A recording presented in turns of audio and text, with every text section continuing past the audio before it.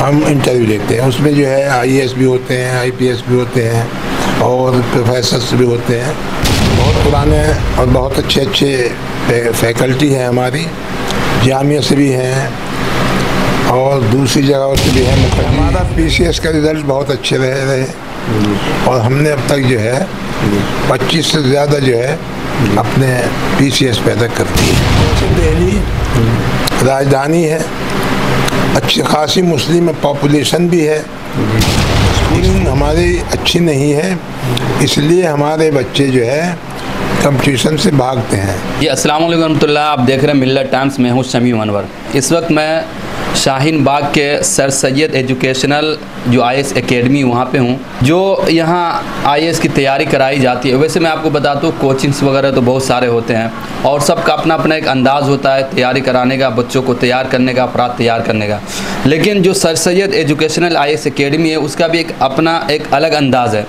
खैर इसी सारी चीज़ों बात करेंगे और इस वक्त हमारे साथ बात करने के लिए IAS एकेडमी के चेयरमैन नसीमुद्दीन साहब हैं। इनसे सारी चीज़ों पे हम बात करेंगे और इनसे रिलेटेड जो भी चीज़ें हैं उसको हम जानने की कोशिश करेंगे।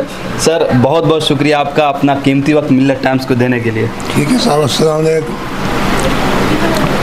आप लोगों का बहुत बहुत शुक्रिया इंस्टीट्यूशन में जो है तशरीफ़ लाने का, उसके लिए हम आपके ममनून हैं। सर सबसे पहला सवाल ये है कि यहाँ पास में जामिया है, फिर DU है, लेकिन उसके बावजूद भी आप एक IAS की तैयारी करवाना और वो भी इतने कम मतलब फ़ीस को लेकर, इसका आइडिया कैसे आया और इतने कम फीस में आप इसको मैनेज कैसे कर रहे हैं? देखिए ऐसा है कि मैं जहाँ तक सवाल आइडिया आने का है तो मैं गवर्नमेंट ऑफिसर था और उसी वक्त से मेरे दिमाग में, और वो भी देहात से ताल्लुक़ था मेरा, BDO। तो मैंने देहात में ख़ास तौर से देखा कि इन लोगों का जो बच्चे हमारे IAS में आ सकते हैं, PCS कर सकते हैं या और कंपटीशन की उसमें मद में आ सकते हैं, तो उनका कोई ज़रिया नहीं और वे बेचारे बहुत परेशान हैं और हाथ थक के घर ही बैठ जाते हैं, ना वो इस लायक हैं। तो मैंने जब से तय किया था और तब से ही मैं इसकी जुस्तजू में लग गया कि किस ढंग से कुछ ऐसा किया जाए कि जो ख़ास तौर से इस मुस्लिम बच्चे को, चूँकि मुस्लिमों की पोजीशन जो है बहुत ही वीक है, ये सारे सर्वे बता रहे हैं, सारी इंस्टीट्यूशन कहती हैं कि भाई मुसलमानों का रेशो जो है एजुकेशन में वो शेड्यूल कास्ट से भी कम है और ये हकीकत भी है। मैंने भी देखा है, मैंने भी सर्वे कराया जहाँ तक भी हो सका, तो ये बहुत कम है और इसीलिए सैकड़ों बुराइयाँ हम में पैदा हो गई एजुकेशन ना होने की वजह से। जब ही से तय कर लिया कि एजुकेशन में कुछ करना चाहिए, सबसे पहले मुझे ये दिखाई दिया कि भाई इस चीज़ को लेके चलो जहाँ से हमारे बच्चे भी कम से कम सिस्टम में आ सकें, क्योंकि सिस्टम में होंगे तो उनसे बहुत कुछ फ़ायदा होगा। तो हमने ये प्रोग्राम शुरू किया और जहाँ तक इसके अखराजात उठाने का ताल्लुक़ है, तो अखराजात तो ये आपस में कुछ दोस्त हैं और मैं खुद ये करते हैं और बस जितना भी हमें इससे मेंटेनेंस चार्ज मिलता है वो इस पर खर्च किया जाता है। सर ये मुझे बताया गया था, ये मिशन 100, इसको थोड़ा समझाएंगे आप बच्चों को कैसे मतलब चूज़ करते हैं अपने इसके लिए? मिशन 100 का मतलब हमारा ये है कि हम 100 IAS कम से कम देंगे अपने इंस्टीट्यूशन से, आहिस्ता आहिस्ता जो एक साल में, 2 साल में, 4 साल में, जैसे भी कि मिशन 100 जो है हम अपना पूरा कर दें। सर एडमिशन प्रोसेस क्या है थोड़ा बताएंगे?19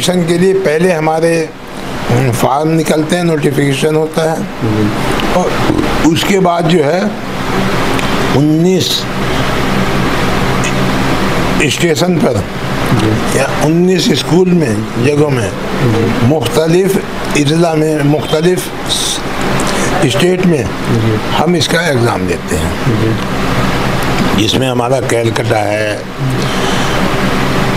कैलकाटा है, पटना है, लखनऊ है, इलाहाबाद है, गुवाहाटी है, आपका जो है जम्मू कश्मीर है, और हैदराबाद है, इलाहाबाद, हैदराबाद वगैरह वगैरह, बॉम्बे, हैदराबाद वगैरह वगैरह, ये 19 सेंटर हैं हमारे। इन सेंटर पर हम जो है अपने इम्तहानात लेते हैं।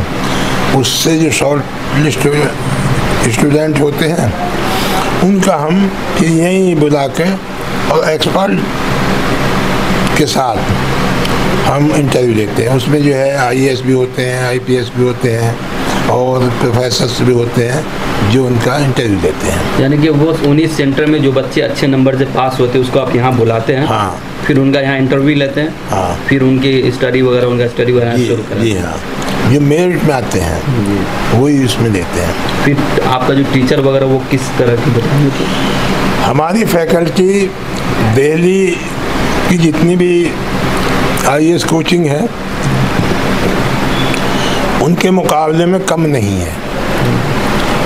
बहुत पुराने और बहुत अच्छे फैकल्टी है हमारी, जामिया से भी हैं और दूसरी जगहों से भी हैं, मुखर्जी नगर से हैं।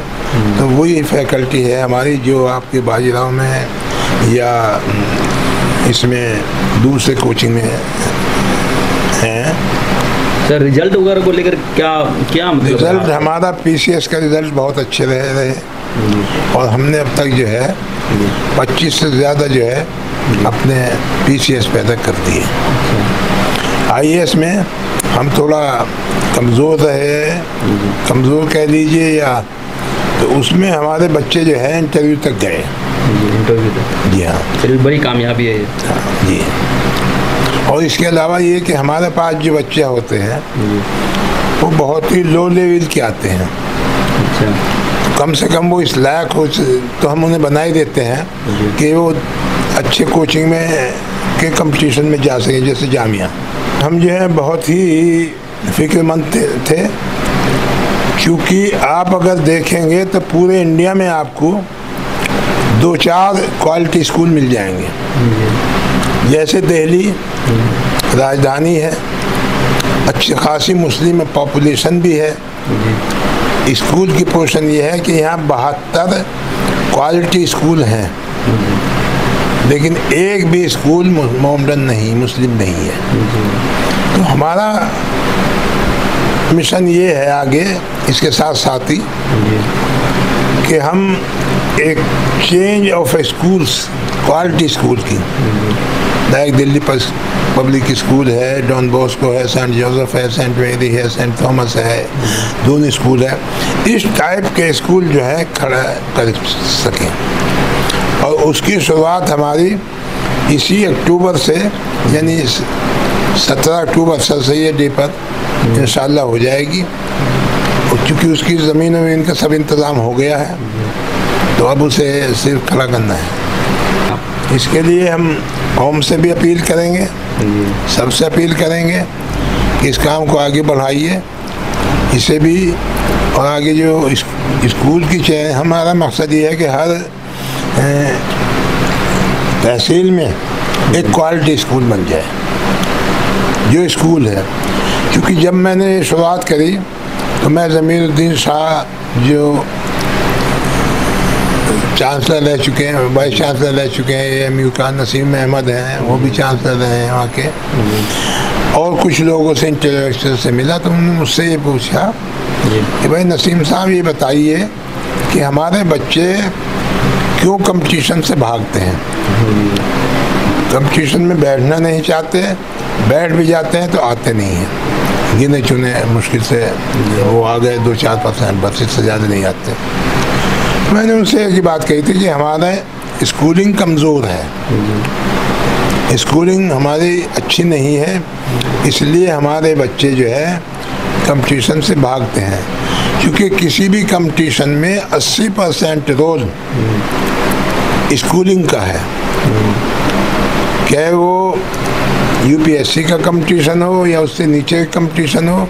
अगर स्कूलिंग बच्चे की अच्छी होगी, वो इंटर अच्छे ढंग से किया हुआ है, तो फिर आगे कंपटीशन में कम्पीट कर लेगा उसे। बाकी मज़ीद अपडेट के लिए आप मिल्लत टाइम्स के साथ जुड़े रहिए। आप चाहूँगा अलविदा।